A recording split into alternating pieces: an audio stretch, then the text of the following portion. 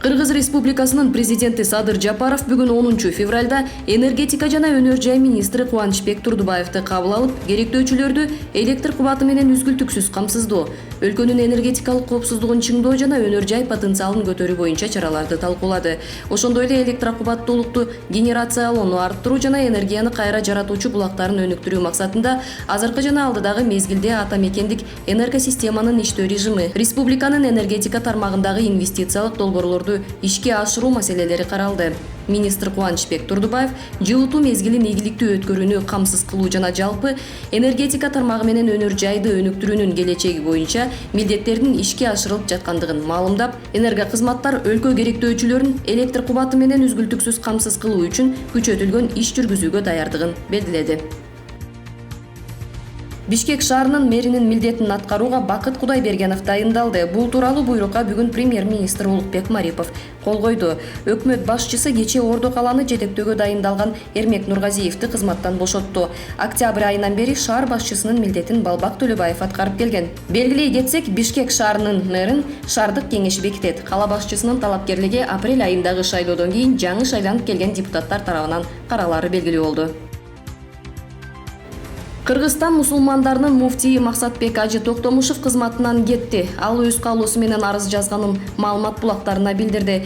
Эсиңиздерге салсак, бүгүн 10 февралда Улуттук коопсуздук боюнча мамлекеттик комитети тарабынан муфтияттын башкы эсепчиси мыйзамсыз финансылык иштерге шектелип кармалган.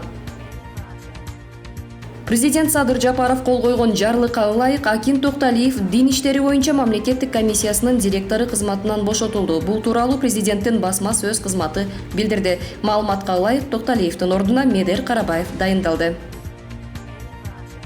Тажикистан Кыргыз тарапты чек ара маселелери боюнча билдирүү жасоодо этият болууга чакырып, такталбаган маалымат чек арадагы абалдын туруктуулугун бузушу ыктымалдыгын билдирди. 10 февралда бул өлкөнүн тышкы иштер министрлигинин сайтына Кыргыз-Тажик чек арасы боюнча билдирүү жарыяланып, ортодогу тилкенин делимитация жана демаркация иштери бүтө электиги, сүйлөшүүлөр уланып жаткандыгы белгиленди.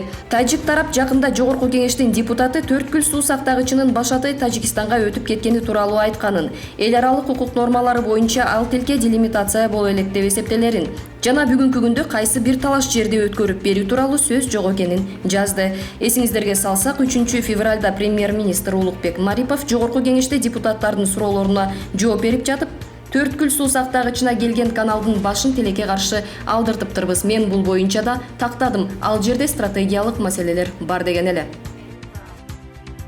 Менин үйүм 2021-2026 аттуу өкмөттүн программасынын концепциясынын долбоору талкууланып жактырылды. Долбоор аркылуу 2021-2026 жылдары 7,5 миң үй бүлөнү турак жай менен камсыздоо, жалпы аянты 150 миң чарчы метр аралыгындагы турак жай сатып алынуу жана курууну каржылоо, жалпы суммасы 5 миллиард сомго инвестиция тартуу, 1 миллиард сомдун аралыгындагы суммада ипотекалык баалуу кагаздарды чыгаруу жана жайгаштыруу каралууда. Жакын арада өкмөт программанын долбоорун бекитүү жөнүндөгү тийиштүү чечим кабыл алмакчы.